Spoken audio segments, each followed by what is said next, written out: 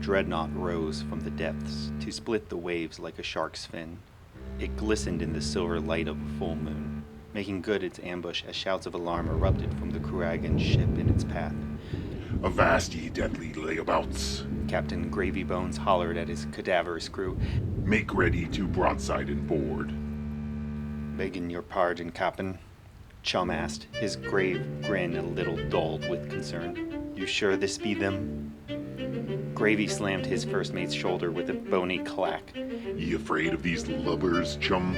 Chum laughed with a jolly rasp. "Not likely, Captain. Just wondering their worth in your mind. Ain't seen you so animated in a wee while, is all." Gravy stroked his beard with a flawless claw. "They smell of sunshine, chum, and ye know what that means." "Trōpal-Dhani?" asked Morgan Le Fay, from her vantage by the gunwale. "There be easier pickings than that old place." "And where's the challenge in that, me fair sea witch? Will I be bored back to death chasing easy plunder?" He drew his compass from his coat pocket. Its necrotic ambience bathed his skull in rotten light. "That old place be the only treasure worth seeking on the high seas. If not Trōpal-Dhani, then what do we rise for?" He turned to face the deck and bellowed at his crew. "Step lively, you sorry skeletons, or I'll send ye all back to your watery graves."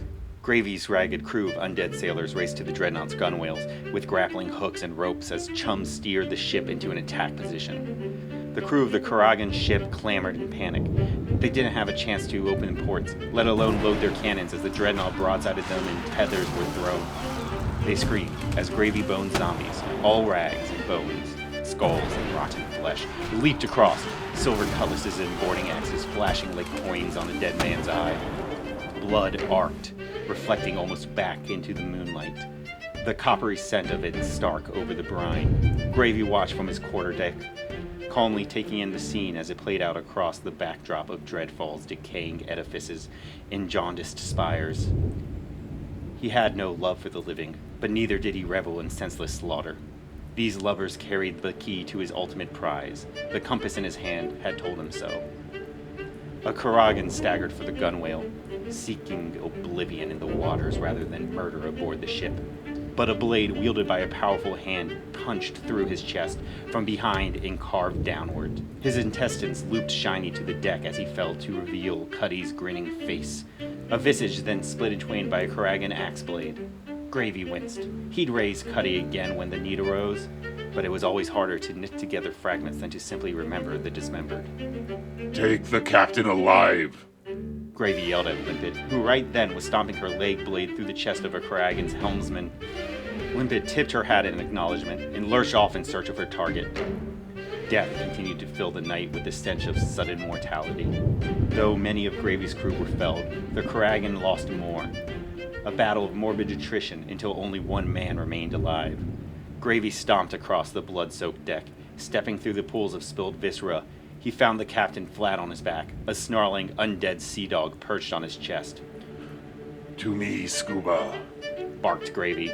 The hound gave a yelp and trotted to her master's side. The Kuragan captain got to his feet, a tough, imposing man, even though he bled from several wounds on his bald skull and muscular arm. A lumbering, squelching swabby dumped a heavy treasure chest at Gravy's feet. Gravy kicked the chest open, sending glittering treasure spilling across the deck, and took a coin from the hoard and let it glint in the moonlight. On it, embossed back, the tower of Trōpal-Dhani beckoned him. "Tell me where it is," Gravy said to the captain, his eyes fixed on the coin. The captain spat blood onto Gravy's boots. With a pluck of tentacle suckers on wood, Moray joined them, a worn leather journal in her hands. Gravy accepted the book and flipped it open. "Ship's log," Gravy noted. "And look here." He tapped the page with the pallid finger. "Orders to escort a Kuragan flagship, leaving soon on a voyage from Greystone to the Triangle." He turned away. "Swabby, kill the caitiff." The pounding of hammer and nails, and the Kuragan's gurgling scream. Gravy muttered an ode to Narcetus, and raised his fallen crew. One by one, with all skulls accounted for, they set a course for Greystone, trimming the sails only once, so Gravy could assess a ship on the horizon. "Sail ho, ye hollowed-out huskers!" He shouted across the bulkhead. Through his long glass, he noted that the sleek ship cut the waves at great speed, towed by a sea serpent tethered by a well-aimed harpoon. At the helm was a fierce-looking corsair with a magnificent hat. On any other day, Gravy would chase down such fascinating prey. Bold pirates often led to bountiful treasures, but this day, he was after much, much bigger fish. By the evening of the following day, the Dreadnought sat snug in a coastal cave, close but concealed from the Krugna, safe ports of Grey Hollow, where atop the towering cliff stood Greystone Penitentiary. Gravy had done some time in the bowels of that brig in his younger, fleshier years, a fate far worse than death in his humble opinion. But he'd used that time to read the expedition notes of his contemporaries, recording the locations of shipwrecks in ruin, studying the treasures and histories hidden within. And on the grimmiest of nights, he plotted his escape, which included slyly recruiting pirate hands fit for finding the fabled city of Trōpal-Dhani. The first attempt went poorly for the young captain and his crew, slaughtered all. He watched the last of them, Chum, still vibrant and alive, speared through the chest by a revenant blade. He'd barely twisted away from the sword, aiming for his own heart. But while he wasn't skewered, he was mortally gashed, open from shoulder to hip. And as he was holed, so was the ship, and down they sank into the darkening depths. But the world of the living wasn't done with Gravy yet. Inside a drowned temple dedicated to the Dhani death god, Nakatis, Gravy made a deal. His cost to bear? Never again would he walk on land, but he'd sail the seas forever. On that fateful day, a silver-bearded lich rose from the depths, an eldritch compass tucked firm against his unbeating heart, with his undead crew and the ghoul ship Dreadnought ready to raid again. Captain and crew willed away the waiting hours, with Chowder's specialty brewed sepulchre rum, the only spirit that could touch the minds of the undead. Whaler finished his rousing rendition of a dreadful dirge, and there was a clatter of polite applause. After a long moment of compassionable silence and rum swinging, Rigor Mortis called down from his hammock in the rigging. Them Gargon rogues put up stiffer response than I had wagered. Limpet tapped her sharpened leg against the decking. Easy to forget how much blood the living have in them. Speaking of, said Chowder as he carried a steaming cauldron up from the galley. soup's ready. The crew greedily slurped and guzzled, with Gravy sat, as still as a corpse in the coffin, admiring the golden coin in his hand. What are them Kurdan scoundrels planning, Captain? Asked Chum between swigs of rum and spoons of soup. What would they want with Trōpal-Dhani? Gravy rolled the coin across his knuckles, a trick he'd mastered when he was a living lad. Expand the fleet. Take over the high seas. It ain't the pirate life for them. Goal be a mere means to an end. And we'll be relieving them of both their means and ends? Asked Cuddy with a luster for larceny in his blackfish eyes. Yar, growled Gravy. What else given purpose to our endless undeath? The crew cheered and drank on into the night, rocked gently by the swell, bathed in the light of the moon and stars, a warm breeze bringing them the sickly sweet and sour sense of misery from the prison above. Not long after dawn, Rigor Mortis raised for the alarm from the crow's nest. The Karagan flagship be setting sail. All hands, Gravy yelled. Make chase submerge on my command. As the Dreadnought moved out of the cave, a great clamor arose from the penitentiary. Klaxons sounded and people ran along ramparts in a seeming panic. A sleek airship marked as the Golden Goose rose from the prison's inner courtyard. Two more airships took the air behind it, Gravy watching through his spyglass as the colorfully clad captain blew her pursuers out of the sky with some sort of rifle. He'd seen her before, hovering over ruins on the outskirts of Dreadfall Reach. Submerge! He ordered, and the Dreadnought slipped beneath the waves as the Karagan flagships, Absalon's Dreams, put out to sea through the rippling water. He watched the Golden Goose fly off in an eastward direction. Flying freebooters chilled the cockles of his rotten heart. He'd take the embrace of the water over the wanton winds on any dead-end day. Gravy charted their course as they traveled past the islets of Port Conever, the hours ticking over as a storm blew in from the furthest reaches of the triangle. It rocked Absalon's Dreams, while the Dreadnought enjoyed calm below the turbulent waves, though nothing within the reaches of Terramunder's curse could ever be described as peaceful. On the second day, they tacked out the path of a hunting hydra, its boat-sized flippers pushing its body through the water, perhaps as large as 3 whales end on end. One of its 3 heads snapped up a giant basking shark as easy as a dolphin might chomp a cod. That night, the Dreadnought cruised cautiously through a shoal of ancient souls, their Dhani gowns floating like the tendrils of jellyfish, their translucent cadavers twitching as if still in the last throes of drowning. As dawn began to light upon the now clear sky of the 3rd day of traveling, Absalon's dream slowed. Gravy called a halt to the Dreadnought and sat patiently beneath the surface. He climbed up the rigging of the crow's nest, relieving rigor mortis from his post, and watched the flagships through a raised periscope. Weigh anchor, all sails, salt. There was movement about the deck, the Kurgan captain barking orders, and someone was hoisting up in a cage from below. A woman, Gravy saw, clapped in irons, cloaked in black fur, eyes so green they reminded him of a dense rain forest he would never again walk. He growled softly. She was the high trance shaman Nalabit Nari had described in her expedition notes, which trekked through the jungles of Pirate's Perch. The Kurgan must have sent a slaving party inland to capture the witch. He watched as the shaman repeatedly hissed at the Kurgan captain, clearly refusing to do as he asked. Then another prisoner was brought up. A short, sleek figure, fur-clad like a shaman. No, Gravy realized. A child. The shaman's face fell, horror in her eyes. A Kurgan sailor raised a pistol and pressed the muzzle against the child's belly. The shaman reluctantly hung her head in acquiescence and began an intricate ritual of chants and gestures. Sea blue symbols formed and glistened around her. From her explorations of Dreadfall, he recognized some of them, ancient Dhani, a dead language known to but a few. From a chest at his feet, the Kurgan captains drew a gold filigree skull, as rare as squid's teeth. Gravy recognized as one of the 3 golden empresses whose tombs he had been seeking for half of his own death. These blighters might have been planning a long time for this moment. The captain waited until the shaman had screamed her final words, then tossed the skull into the water. Through the glassy depths, Gravy watched as the skull melted away, dissolved like salt in water. Then the brine began to turn, revolving faster and faster, till it was churning vortex that swirled ever deeper towards the ocean floor. Eldritch light flickered up and down the length of the whirlpool, as it parted not only the sea but into something else, somewhere else. Movement above caught his eyes as the Kurgan flagships made for the vortex. Gravy clenched the periscope with mounting fury. He had promised himself that he would be the first to the city. If he followed them, they would get there first. The portal was open, beckoning them all to the riches of a new world. His course was clear. All hands to arms. He bellowed as he dropped via pulley and a platform on the deck. Them filthy fingers must not touch our gold. The undead clung to the port and starboard. As Chum released the Dreadnought from its hold to surge up through the swell, it breached the surface salty brine spilling from the cracks in its carcass, and rose further still to bear down on the Kurgan ship. Gravy appreciated the shocked countenance of the captain as he hollered for his crew to meet the aggressors. Portholes opened upon the starboard of the Absalon's Dream as the Dreadnought brought its own guns to bear. Fire at will, Shelley. His crustacean cannoner lit fuses and let fly.